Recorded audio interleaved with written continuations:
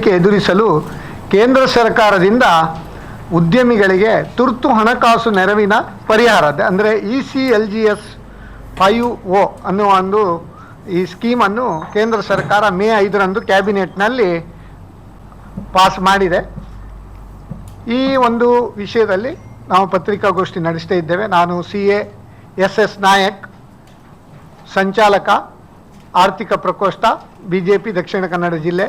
ಎದುರಿಸಲು ಅರ್ಹ ಸಾಲಗಾರರಿಗೆ ತುರ್ತು ಅಂದರೆ ದ್ರವ್ಯತೆ ಅಂದರೆ ಎಮರ್ಜೆನ್ಸಿ ಕ್ರೆಡಿಟ್ ಯೋಜನೆ ಕೇಂದ್ರ ಸರ್ಕಾರ ಘೋಷಣೆ ಮಾಡಿದೆ.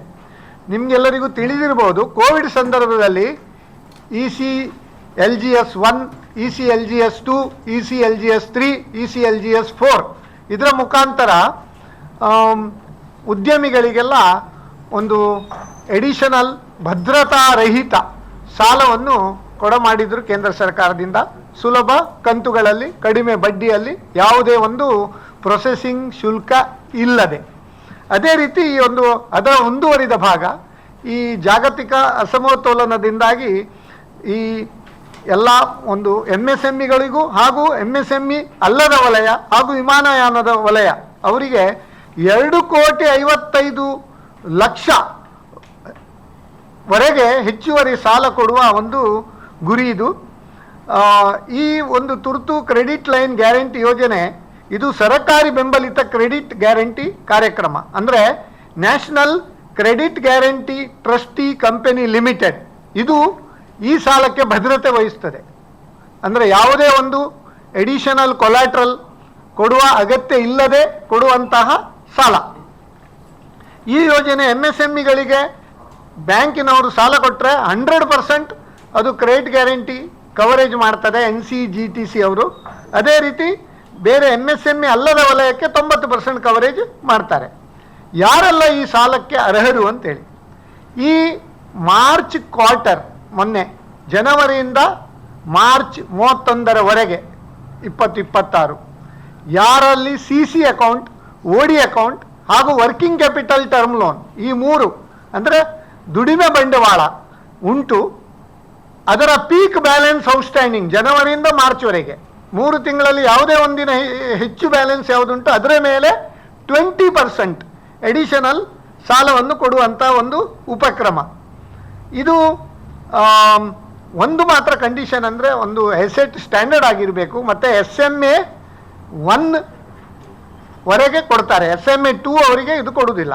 SMA 0, 1, 2 ಅಂದರೆ ಏನಂತ ನಮ್ಮ ವಸಂತ್ ಶೆಟ್ಟರು ಬ್ಯಾಂಕಿಂಗ್ ತಜ್ಞರು ಹೇಳ್ತಾರೆ. ಮತ್ತು ಈ ಸಾಲಕ್ಕೆ ಯಾವುದೇ ಒಂದು ಭದ್ರತೆ ಎಡಿಷನಲ್ ಕೊಲಾಟ್ರಲ್ ಕೊಡುವ ಅಗತ್ಯ ಇಲ್ಲ ಮತ್ತು ಗ್ಯಾರಂಟಿ ಶುಲ್ಕ ಕೂಡ ಇಲ್ಲ. ಪ್ರೊಸೆಸಿಂಗ್ ಫೀಸ್ ನಿಲ್ ಮತ್ತು ಗ್ಯಾರಂಟಿ ಶುಲ್ಕ ಈಗ CGTMSEಯಲ್ಲಿ 10 ಕೋಟಿವರೆಗೆ ಸಾಲ ತೆಗೆದರೆ ಗ್ಯಾರಂಟಿ ಶುಲ್ಕ ಬಾರೋವರೇ ಭರಿಸಬೇಕು. ಆದರೆ ಈ ಸಂದರ್ಭದಲ್ಲಿ ಇದನ್ನು ಕೇಂದ್ರ ಸರ್ಕಾರವೇ NCGTC ಮುಖಾಂತರ ಅವರೇ ಭರಿಸ್ತಾರೆ. ಮತ್ತು ಸಾಲದ ಮಿತಿ ಅಂದರೆ ಗರಿಷ್ಠ 20% subject to maximum 100 crore per unit. ಅದೇ ರೀತಿ ವಿಮಾನಯಾನ ಸಂಸ್ಥೆಗೆ 100% ಮತ್ತು 1,500 ಕೋಟಿಗೆ ಮಿತಿ. ಬಡ್ಡಿ ದರ ಕೂಡ ಬಹಳ ಒಂದು ಕಮ್ಮಿ ಬಡ್ಡಿ ದರ. MSMEಗಳಿಗೆ EBLR ಪ್ಲಸ್ 0.75 ಮತ್ತು ಯಾವುದೇ ಕಾರಣಕ್ಕೆ ಬ್ಯಾಂಕ್ಗಳು ಗರಿಷ್ಠ 9%ಗಿಂತ ಜಾಸ್ತಿ ಬಡ್ಡಿಯನ್ನು ವಿಧಿಸುವಂತಿಲ್ಲ.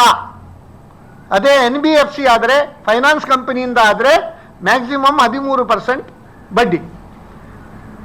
ಆಮೇಲೆ ಯೋಜನೆ ಅವಧಿ ಈಗ ಇದು ಪ್ರಾರಂಭ ಆಗಿದೆ. ಮೇ 5ಕ್ಕೆ ಕ್ಯಾಬಿನೆಟ್ ಅಪ್ರೂವಲ್ ಆಗಿದೆ. ಕೆಲವು ಬ್ಯಾಂಕಿನಲ್ಲಿ ಆಲ್ರೆಡಿ ಸರ್ಕ್ಯುಲರ್ ಬಂದಿದೆ, ಇನ್ನು ಕೆಲವು ಬ್ಯಾಂಕಲ್ಲಿ ಸರ್ಕ್ಯುಲರ್ ಬರಲಿಕ್ಕೆ ಬಾಕಿ ಉಂಟು. ಇದರ ಅವಧಿ 31 ಮಾರ್ಚ್ 2027ರವರೆಗೆ ಶಾಂಕ್ಷನ್ ಪಡ್ಕೊಳ್ಬೋದು.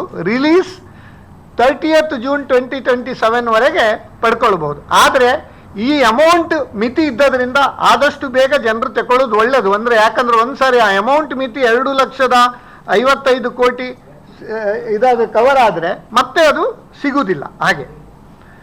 ಮತ್ತು ಇದರ ಪರಿಣಾಮ ಏನು ಅಂತೇಳಿ, MSME ಮತ್ತು ನಾಗರಿಕ ವಿಮಾನಯಾನದ ವಲಯದಾದ್ಯಂತ ಉದ್ಯೋಗ ರಕ್ಷಣೆ ಆಗ್ತದೆ. ರಫ್ತು ಹಿನ್ನಡೆ ಆದದ್ರಿಂದ ಉದ್ಯೋಗ ನಷ್ಟಕ್ಕೆ ಇದು ಒಂದು ತಡೆ ಬರ್ತದೆ. ಮತ್ತು ದೇಶೀಯ ಲಾಜಿಸ್ಟಿಕ್ಸ್ ಅಂದರೆ ಪೂರೈಕೆ ಸರಪಳಿ ಮತ್ತು ಉತ್ಪಾದನಾ ಸ್ಥಿರತೆಯನ್ನು ಉಳಿಸ್ತದೆ. ಭಾರತದ ಉತ್ಪಾದನಾ ಪರಿಸರ ವ್ಯವಸ್ಥೆಯ ಒಂದು ಸ್ಥಿತಿಸ್ಥಾಪಕತ್ವ ಅದು ರೆಸಿಲಿಯನ್ಸ್ ಅದನ್ನು ಕಾಪಾಡ್ತಾರೆ. ಹಾಗೂ ಬ್ಯಾಂಕ್ಗಳು NBFCಗಳು ಡಿಫಾಲ್ಟ್ಗಳಿಂದ ರಕ್ಷಣೆ ಮಾಡ್ತಾರೆ. ಜಾಗತಿಕ ಅಸ್ಥಿರತೆ ಹೊರತಾಗಿಯೂ ಬ್ಯಾಂಕ್ ಸಾಲದ ಹರಿವನ್ನು ಉತ್ತೇಜಿಸ್ತದೆ. ಬಟ್ ಬಹಳ ಒಂದು ಕಳವಳಕಾರಿ ಸನ್ನಿವೇಶ, ಬಹಳ ದಯವಿಟ್ಟು ನೀವು ಗಮನಿಸಬೇಕು, ಇದನ್ನು ಹಾಕಬೇಕು. ಕೇಂದ್ರ ಸರ್ಕಾರ ಇದಕ್ಕೆ ಯಾವುದೇ ಶುಲ್ಕ, ಪ್ರೊಸೆಸಿಂಗ್ ಫೀಸ್ ಇಲ್ಲ, ಕಮ್ಮಿ ಬಡ್ಡಿಯಲ್ಲಿ ಸಾಲ, ಗ್ಯಾರಂಟಿ ಫೀಸ್ ಅವರೇ ಭರಿಸ್ತಾರೆ. ಆದರೆ ಈ ಸಾಲಕ್ಕೂ ಕೂಡ ರಾಜ್ಯ ಸರ್ಕಾರ ಡಾಕ್ಯುಮೆಂಟೇಶನ್ ಮಾಡುವಾಗ 0.5 ಮಾರ್ಗೇಜ್ ಇದ್ರೆ ಅಂದರೆ ಎಕ್ಸಿಸ್ಟಿಂಗ್ ಸೆಕ್ಯೂರಿಟಿ 0.5 ಮತ್ತೆ assets created out of lone ಅದಕ್ಕೆ 0.5 ಹೈಪೋಥಿಕೇಶನ್ 1% ಮುದ್ರಾಂಕ ಶುಲ್ಕ ಯಾವುದೇ ಅಪ್ಪರ್ ಸೀಲಿಂಗ್ ಇಲ್ಲದೆ ವಿಧಿಸ್ತಾ ಇದೆ ನಮ್ಮ ಕರ್ನಾಟಕ ಸರ್ಕಾರ. ನಮ್ಮ ದೇಶದ ಆರ್ಥಿಕ ಸಂಕಷ್ಟದ ಸಮಯದಲ್ಲಿ ಈ ಮುದ್ರಾಂಕ ಶುಲ್ಕದ ಸಂಪೂರ್ಣ ವಿನಾಯಿತಿ ಕೊಡಬೇಕಂತ ರಾಜ್ಯ ಸರ್ಕಾರವನ್ನು ನಾವು ಈ ಮೂಲಕ ಆಗ್ರಹಪಡಿಸ್ತೇವೆ. ಇಲ್ಲದಿದ್ದರೆ ಸಾಲಗಾರರ ಗಾಯದ ಮೇಲೆ ಬರೆ ಎಳೆದಂತೆ ಆಗ್ತದೆ ಅಂತೇಳಿ ಈ ಒಂದು ಮತ್ತೆ ಈ ECLGS 50ಗೆ ಹೇಗೆ ಅರ್ಜಿ ಸಲ್ಲಿಸಬಹುದು? ಈಗ ಜನಸಮರ್ಥ ಪೋರ್ಟಲ್ ಮುಖಾಂತರ ನೀವು ಅರ್ಜಿ ಸಲ್ಲಿಸಬಹುದು.